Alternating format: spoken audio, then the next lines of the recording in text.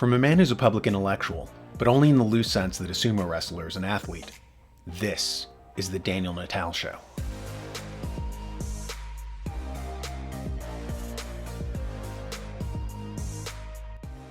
As we reported last week, the CEO of the Chamber of Commerce abruptly stepped down after Time magazine's article about how the business titans got together in a cabal, to use their own word, brokered by the Chamber of Commerce to change the election rules to massage the results they wanted from the 2020 presidential election.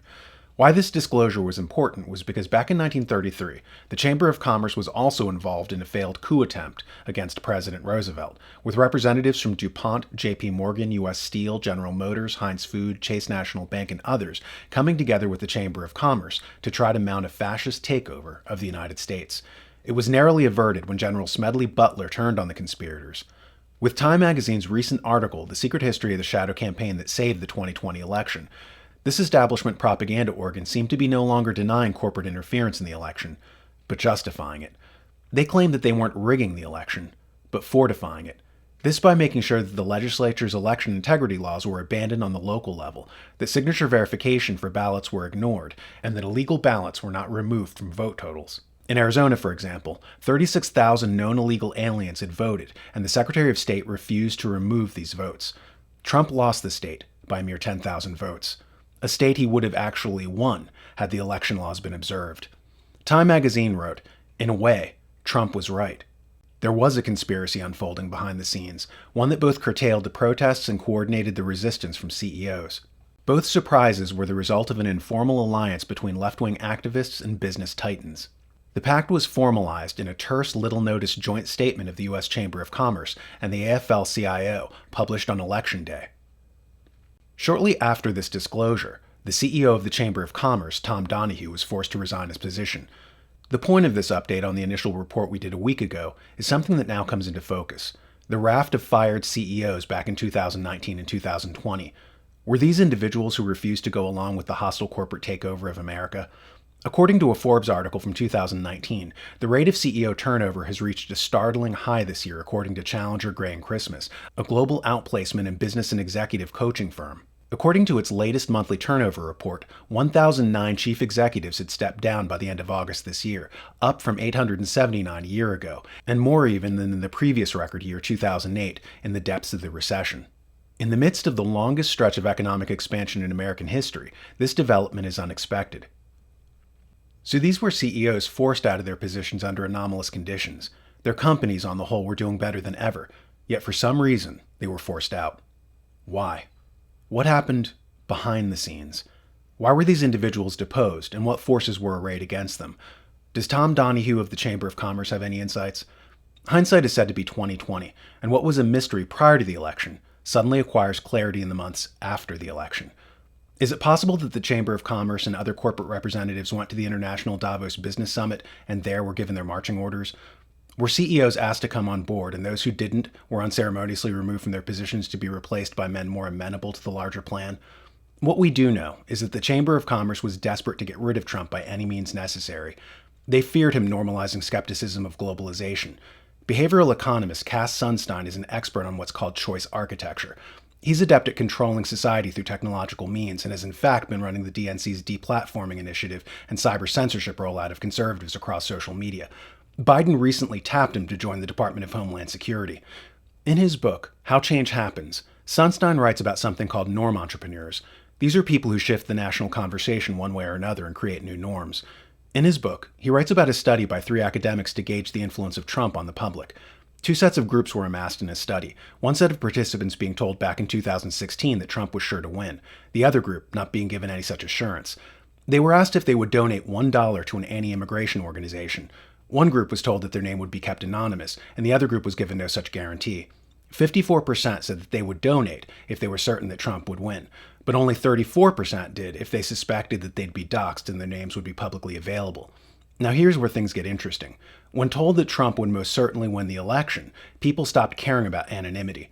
As Sunstein writes, for those who were informed that Trump would likely win, anonymity did not matter at all. When so informed, about half the participants were willing to authorize the donation regardless of whether they received a promise of anonymity. The central point is that information about Trump's expected victory altered social norms, making people far more willing to give publicly and eliminating the comparatively greater popularity of anonymous endorsements. He adds, "With Trump as president, people feel liberated. Anonymity no longer matters, apparently because Trump's election has weakened the social norm against supporting anti-immigrant groups." What Sunstein is really saying is that with Trump in power, people were given permission to express their own opinions without fear of coercion or vindictive attacks from the left. Sunstein openly fretted about Trump's power as a change agent to create what he calls a norm cascade to overturn all the good work previous choice architects did on intimidating the American public into working against their own self-interest. This extends beyond immigration to the subject of globalization, which Trump was also changing opinions on. Even the globalist organization, the Council on Foreign Relations, had to concede in their article Economists on the Run that globalization had hurt the middle class, something everyone was forbidden to say before Trump. There we read, Paul Krugman and other mainstream trade experts are now admitting that they were wrong about globalization. It hurt American workers far more than they thought it would. Did America's free market economists help put a protectionist demagogue in the White House? To the Chamber of Commerce, the message was clear. Trump had to go. And speaking of that Chamber of Commerce, Sunstein might have an interesting insight. He has a section in his book on what he calls group polarization. Its premise is simply this. If people are allowed to participate in groups, their opinions are reinforced and their positions are more likely to be radicalized.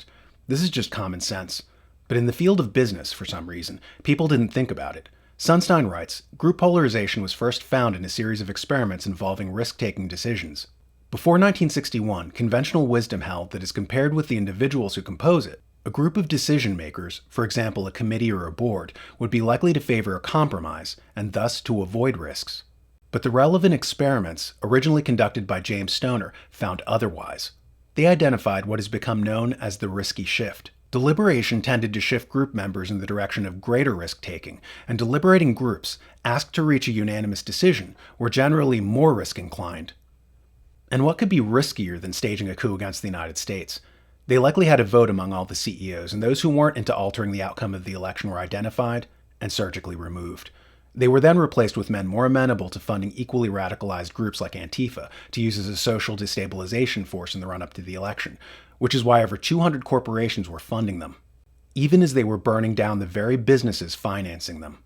In the end, the fascist takeover of the United States government did not come from the radical left, but from the business elite, which Republicans had long unquestioningly championed. At the end of Chapter 11 of The Wealth of Nations, economist Adam Smith says that there are three groups of people who make money in any society. He says that the first two see their fortunes rise or fall with the nation. The first group of people make their money through wages. The second group make their money through rent and real estate. As for the third group, Smith writes, they do not have their fortunes tied to the country. In fact, they make more money if the country collapses. These are the international financial classes and industrialists.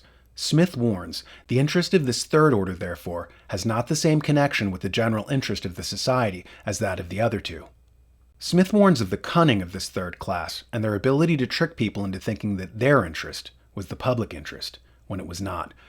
He writes, their superiority over the country gentlemen is not so much in their knowledge of the public interest, as in their having a better knowledge of their own interest than he has of his. It is by this superior knowledge of their own interest that they have frequently imposed upon his generosity and persuaded him to give up both his own interest and that of the public, from a very simple but honest conviction that their interest, and not his, was the interest of the public. Smith warns his readers to never allow this third group of people to get anywhere near the legislators. If they do, they will create a system whereby the nation collapses, which is beneficial to them. Kind of like when George Soros collapsed the British pound and made $1 billion in a single day. He makes money by destabilizing countries. This is called disaster capitalism. When everyone else is hurting, he's on cloud nine. The Mitt Romneys of the world are just the same. His hedge fund, Bain Capital, made money by gutting American corporations and outsourcing workforces. His business model relies on globalization and mass unemployment in the United States. His fortunes, to paraphrase Smith, are not tied to the nation's fortunes. Trump's, however, were. Trump as a real estate developer was part of the first two classes, whose fortunes were tied to that of the nation. Remember, the first two classes were people who earn their money through wages or real estate. As the nation prospers, so do they. As the nation declines, so do they. This placed Trump on the side of the people whose interests he served. But now the Mitt Romney class wants that ended. He wants to go back to business as usual. And business for MIT is deconstructing the United States and selling its pieces away for scrap. The elites stink. They hate it when we push their buttons. Help us to push their buttons by pushing our buttons, the like and subscribe buttons. Also, don't forget about the newamerican.com. Think of the magazine less as a newspaper than as a newspaper. You know, like the Greek nous, knowledge. Note to self, multilingual Greek puns don't work.